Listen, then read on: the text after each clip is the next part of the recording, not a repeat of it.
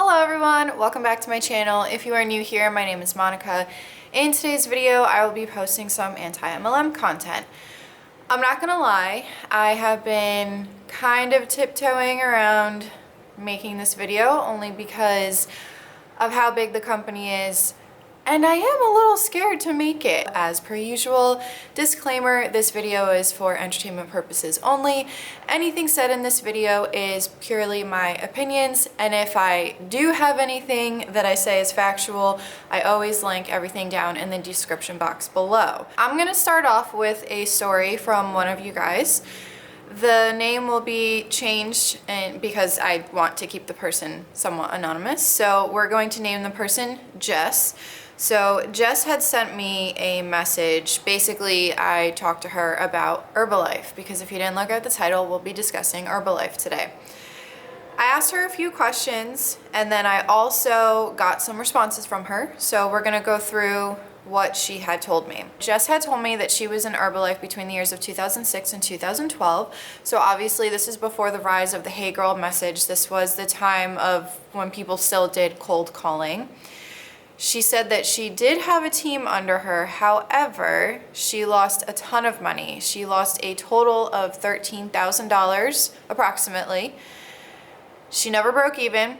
And to this day, she still has expired inventory in her possession. She stated that she did see a dramatic income increase when the recruitment started.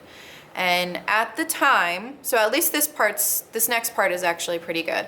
At the time, the emphasis was more on getting people to try the products first and then pitch recruitment. So it's not like today where you have these humbots that message you on Instagram or Facebook and say, hey girl, I have this really great business opportunity. They were actually focusing more on the products themselves than recruitment. I had asked her if she was scared to leave the MLM because a lot of people that I have talked to who have either reached out to me or are in my anti-MLM Facebook group, which by the way, I know that one of you said that for whatever reason you're no longer in the group and you don't know why, so just request it again. I did see, I don't know if there's something iffy going on with Facebook, but I did see the numbers of the members in the group kind of bouncing back and forth. Make sure that when you do click on the Facebook link, please answer the questions and don't take offense if I deny you because you're a current rep, especially when it looks like you are an active rep. But anyway, I go off on tangents, so let's get back to the story. So I had asked her, were you scared to leave the MLM? I was not scared to leave this MLM, although I did get sucked into many others afterwards, and I decided to leave when I realized I was spending way more than I had made in the 4 years I did social media network marketing instead of Herbalife, because back then was belly-to-belly sales and cold calls. Then I had asked her if she had anything else to add to the story, just because I was curious. And Jess had said the products didn't work. I felt like I had to compromise my integrity and morals when I was with them to make my money. I never felt right doing it. When I switched to social media marketing, I never once compromised my integrity or morals, etc. I never followed the crowd and was told that's why I was failing. In reality though, it's the business model failing people, not the person themselves. And that took me the longest to grasp, unfortunately. That's a good example of what I have said, that I don't have ill will towards the hunbots that are still in the business. However, I do have a problem with the companies and the founders along with the structure of the MLM itself. In my personal opinion, MLMs are walking that fine line of being a legal multi-level marketing company and being an illegal pyramid scheme. The only thing, in my opinion, that kind of covers up the scam, I guess you can say, is the exchange of goods or services.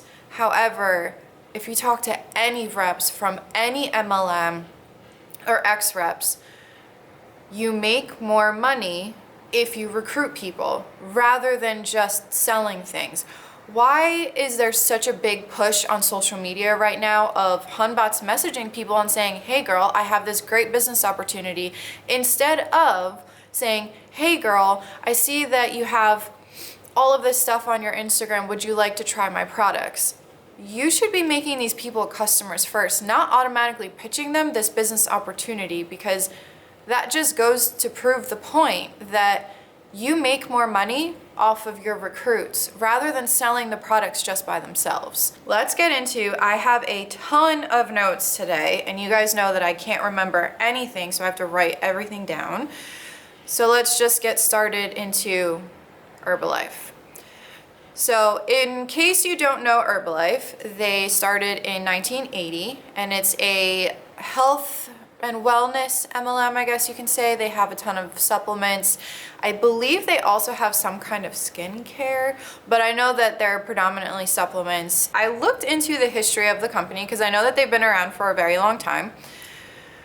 By 1989, so remember they started in 1980, by 1989, they were not just in the US, but they also expanded to Canada, Australia, the UK, New Zealand, Mexico, Spain, and Israel.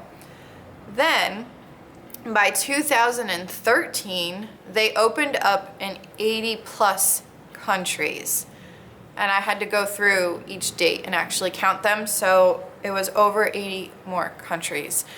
That is insane that this is a worldwide MLM, and some people might look at that and say, oh, well, that means that they're doing really well. They've been around since 1980, and you know they've expanded into so many countries. Some people are going to try to argue that with me, but the reason why they have been able to do this is because, one, they've had to restructure already. Two, they've had a ton of lawsuits. There's a lot of class action lawsuits that I won't get into this video because there's just a lot of them. All you have to do is type into Google class action lawsuit Herbalife and it'll pop up. But I will be discussing a specific lawsuit in this video that was actually from the FTC. Let's get into the income disclosure statement, because here's the crazy thing about the income disclosure statement is that it has not been updated since their 2012 income disclosure statement, because I looked at the dates. If someone has a link to a, I guess, more recent income disclosure statement, just leave it in the comment section below. But this is all that I was able to find on their website. So it is from 2012. And I'm gonna pop something up on the screen here from one of the documents. It says, the compensation chart below indicates that 434,125 distributors, 88%, received no payments from Herbalife during 2012. However, this chart does not include amounts earned by distributors on their sales of Herbalife products to others. Additionally, this chart does not include the benefit to distributors buying Herbalife products at a preferred price for their consumption and that of their families. Based on the company's survey, 73% of individuals became distributors primarily for this benefit. That's a large number of people not making money in Herbalife. Now, the next chart that I'm going to upload onto the screen while I talk about it is the actual income disclosure statement that, again, was for the year of 2012. I'm not 100% sure how this works. I'm not 100% sure if I understand this correctly, but it looks like it's been broken up into 3 different groups, and it shows that 71% of the distributors are only single level distributors with no downline. And then the second one is non-sales leaders with a downline, and that's 12% of the company. And then it looks like the income disclosure statement, the actual one with the numbers, is only for 17% of distributors. I may be wrong, but that's how I'm reading it. So if one of you guys out there dissects this even more, just let me know in the comments. But it looks like the income disclosure statement only represents 17% of the people in the company. Within that 17% of distributors, if I am correct, I don't want to get in trouble for saying anything that's wrong, but that's just how I'm reading it. It looks like from that, 30.6% of people in the company make $0. Now remember, an income disclosure statement is an average of the year, And it's also before any expenses. So before the starter packs, before any personal volume, before any expenses. So let's say that, because if you watch the documentary Betting on Zero, which is on Netflix, I highly recommend. I can't believe that I just mentioned it now. But if you watch that, at one point they had health clubs. So let's say that you open up one of these health clubs. Not only do you have to pay for the starter kit and getting products into your store, but you also have to pay for the rent for that particular location because it's a retail location. So this income disclosure only shows before expenses, before taxes, anything like that. 30.6% make $0. Then the next, and that's 25,193 people that make $0. Then if you move up, 47.5% of people in the company, which equals up to 39,151 people, they make on average $292 a year. Then the next tier is 13.7% of people, and that equals to 11,307 people. They make $2,216 in a year. Now, if you keep going up in the ranks, if you look at the people that are making a ton of money, so if there's someone who's making 6 figures, they are 0.2% of people, and that's 194 actual distributors that are making on average $724,030. Underneath that, there is 0.5% of people in the company, which is 452 people. They are making $148,808 a year.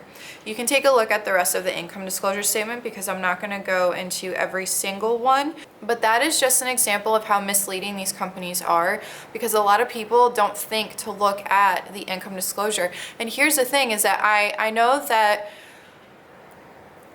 these MLMs don't have to produce their income disclosure statement, but in my personal opinion, I find it kind of worrisome that they haven't published anything since 2012. So you just have to think that it's 2019. Since 2012, more people have entered into the company.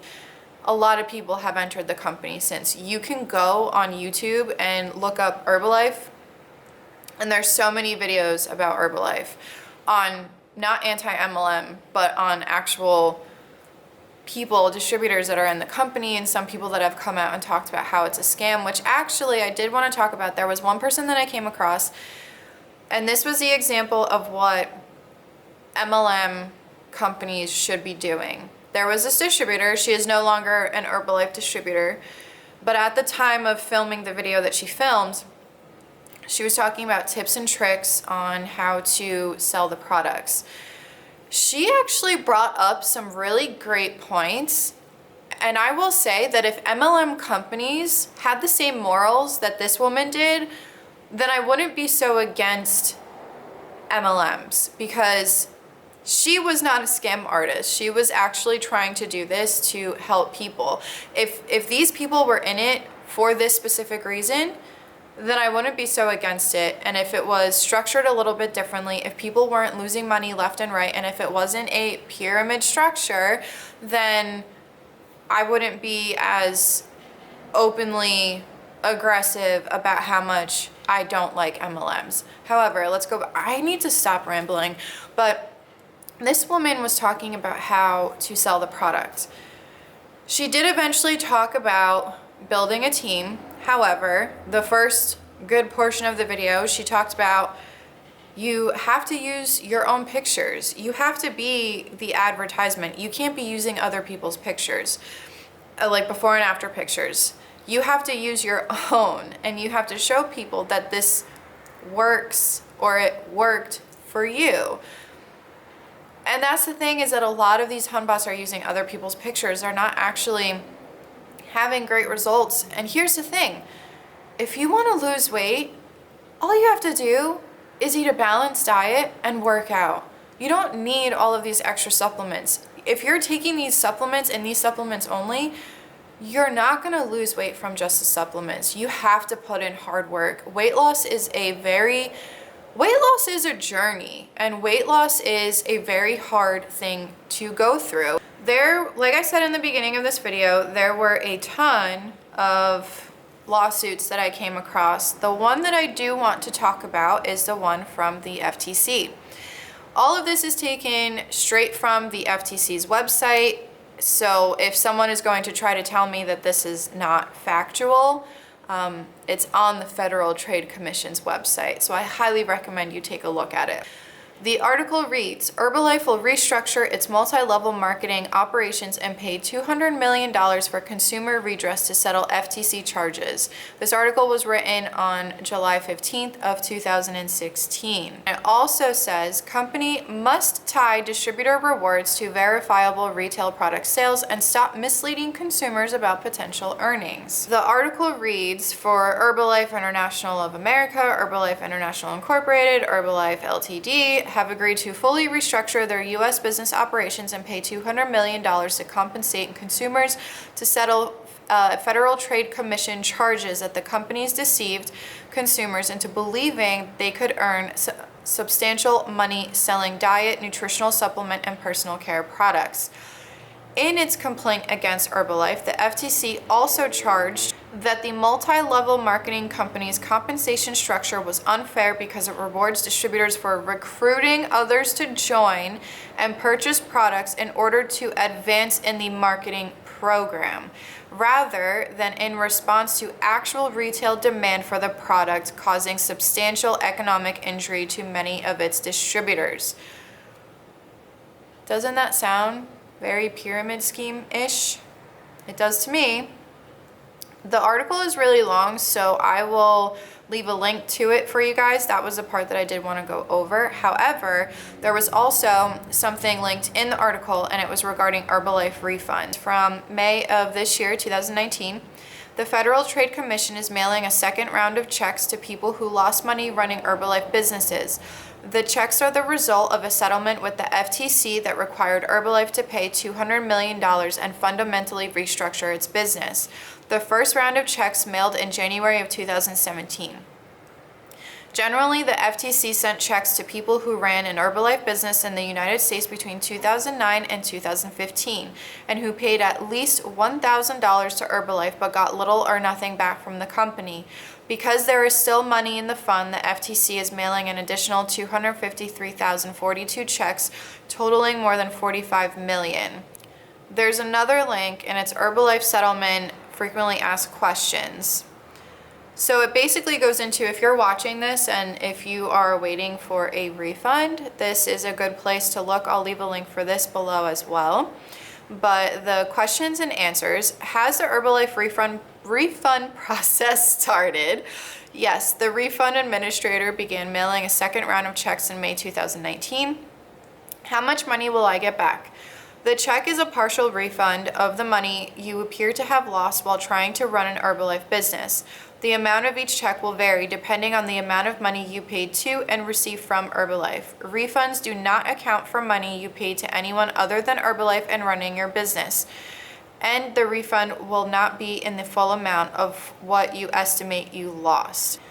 Of course, there are a bunch of other questions and answers. I don't want to go through every single one of them because there are a lot. If you want more information on the refunds, if that is what you are waiting for, or anything regarding Herbalife, you can bookmark ftc.gov/Herbalife and check back regularly, sign up for their email notifications, or you can call the FTC's refund administrator, and I'll leave all of this below. For anyone who tries to tell me that Herbalife is not a scam, please look at all of this information.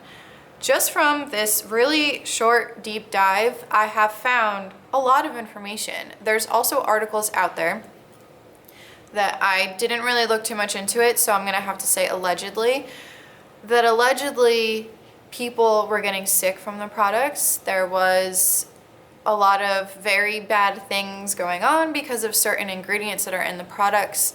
The FTC also needs to get involved with these MLMs. They need to take a look at, because there are so many of these MLMs that are walking a very fine line. Of course, I'm not making allegations. I'm just, from my personal opinion and from the experiences from people that I know, they're walking a very, very fine line on what is legal and ethical and what's not. I think for me, it's so unethical. I don't agree with the business practices, and a lot of people are going to say, oh, well, this celebrity is using this particular MLM's products. That doesn't mean that it's a good company. Just because you have a huge sponsor like that or a huge name in your company, it doesn't make that company any better or any less predatory. And that's just my opinion, honestly. If you want more information on Herbalife, I highly recommend checking out Betting on Zero. It is a great documentary, and it just goes to show the real behind the scenes of Herbalife and how many people have gotten scammed. So if you have watched up to here, thank you so much for watching. This is Monica reporting to you live from a highway. Bye.